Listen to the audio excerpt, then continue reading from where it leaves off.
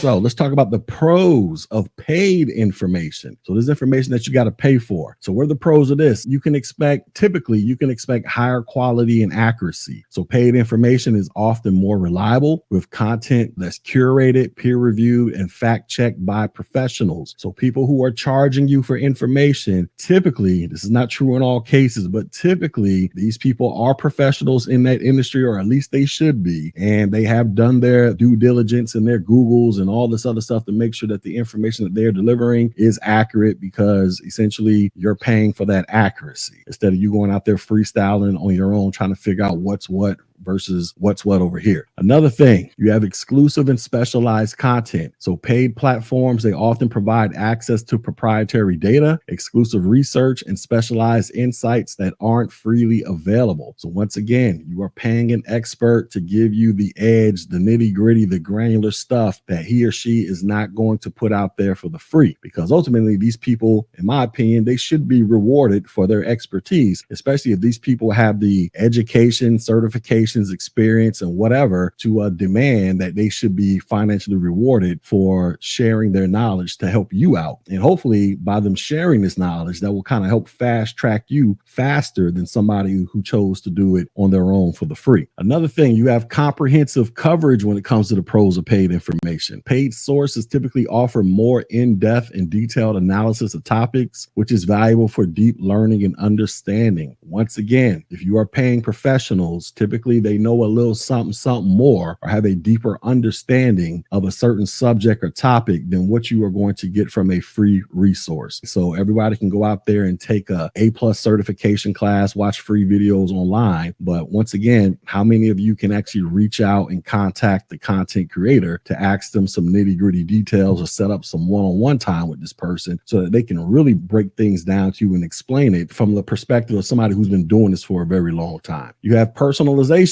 Sounds like what I just talked about. So many paid platforms, they offer tailored content or learning tools catering to these specific needs and preferences of the user. Once again, free content, it puts out the general information, and then it's up to you, the person who's absorbing the free content, to figure out how to organize it and arrange it and make it all make sense. When you pay for content, typically you're not just paying for access to the content, but you're actually paying for access to the content creator's brain so that this person can make it make sense in a language you understand. So hopefully you can be fast tracked in your progress towards whatever it is that you're pursuing. And then also another pro is, support for the creators. So paying for information helps support content creators, researchers, and educators, ensuring continued production of high quality work. So things that I do on this channel, it takes a lot of time and energy. I don't go around begging people for super chats and cash apps. If you feel like you want to donate, that's fine. Make it do what it do. But understand that the time and energy that I put into this channel, this comes from me doing something for over 20 years. Like, once again, I got the certifications, experience, education. You go check my LinkedIn. If you don't know how to access my LinkedIn, go visit my website and you'll see a button that redirects you to my LinkedIn, and you can see my bio, a professional resume, pretty much up on that. But I'm saying all that to say, I do firmly believe that content creators should be paid, whether it's directly or indirectly. What's directly mean? Obviously, that means you are breaking this person off some money through a super chat or buying a product or service. Indirectly, you're sitting there watching their videos, and then you got to suffer through a couple advertisements or something like that. Especially if these people are very knowledgeable and they can produce results for you, they should be compensated in some type of way. I'm a firm believer in that. So these are just some of the pros of paid information. Daydream says, would like to have a discussion with you. It looks like your consultations are booked up for the rest of the year. No, they're not. So if you go to, here, I'll put the link in the chat for you. Give me a second. Go to this link right here. You'll see something that says book a consultation with me. And then there'll be a link redirecting you to my calendar.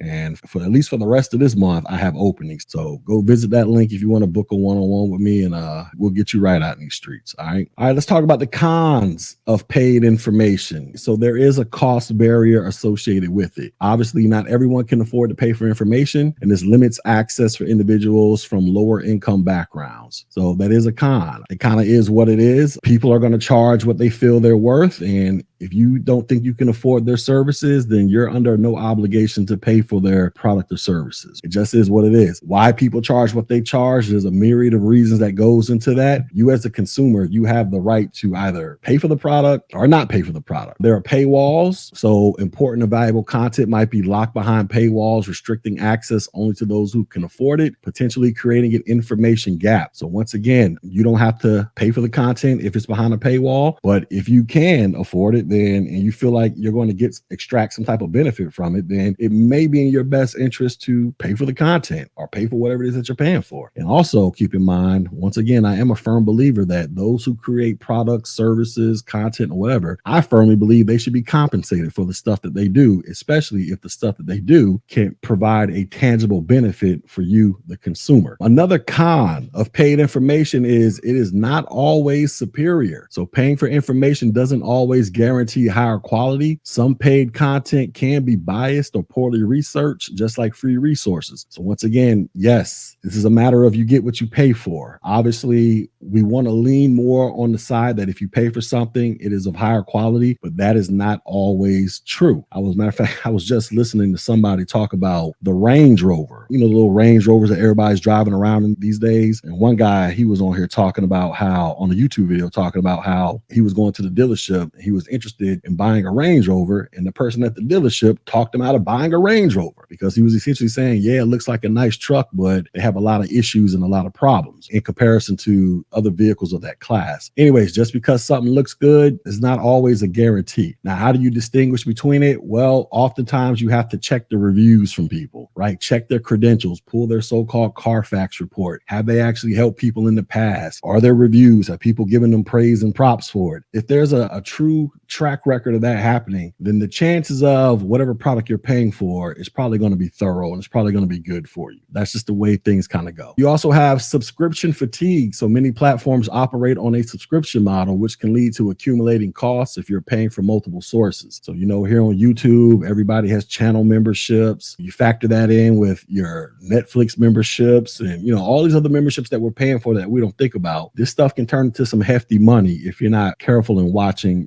paying attention to what you're paying for. And then you have ethical considerations. So some argue that essential knowledge, particularly in fields like healthcare education, should be freely available to ensure equity and social progress. Now, I agree with that statement to a certain extent, meaning I do think that everybody should have the ability to learn how to read, write, and do math at a functional level. I do believe that. Now, anything above the functional level where you want to start specializing and learning a certain trade or skill or pursuing some type of higher degree education or whatever, you might have to pay for that. It is what it is because the people that are going to be teaching you, these are probably working professionals, at least you hope they are. They're working professionals that have spent X amount of years learning what they got to learn, getting all their necessary credentials. They should be compensated for their knowledge that they are pouring into you. But when it comes to the basics, your ABCs and your 1, 2, 3s, yeah, I think everybody needs to learn how to do that. But at some point, when you want to become an expert and start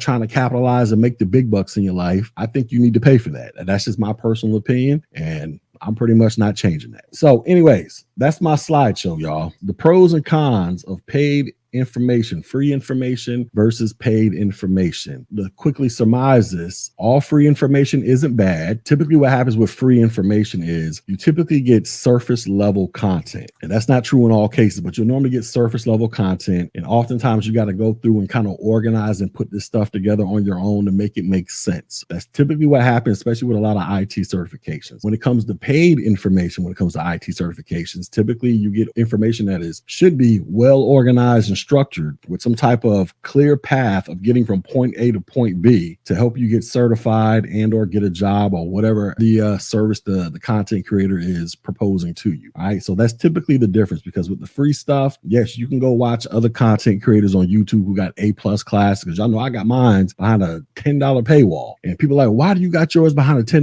paywall? Because do you know how many hours it takes for me to put that stuff together? I feel like $10 is worth it, compared to the God knows how many hours it took me to research and make sure all this stuff is up to date and accurate. So for those of y'all who go out there and study, and whether you're 100% using my stuff or you're using it in conjunction with somebody else's stuff, the odds of you, especially if you take it serious, the odds of you learning this stuff and passing your cert drastically goes up. But when it comes to the free information, or the El Cheapo information, oftentimes you cannot reach out and contact the content creator outside of a standard casual email. Like I got students that take my advanced training courses on A Plus, Net Plus, Security Plus. All these people have my cell phone number. They got my email, they got my cell phones. We meet up at least sometimes 2-3 times a week where I sit there and I work with them directly where they are in the learning process to help them figure out whatever the heck it is they're learning, configure whatever the heck it is that they're trying to configure. You know, the only two things that I do not do for students who pay for my advanced services is I do not take the test for these students, and I do not go and do your job interview for you. I do everything in my power to prepare you to successfully pass the test, and I do everything in my power to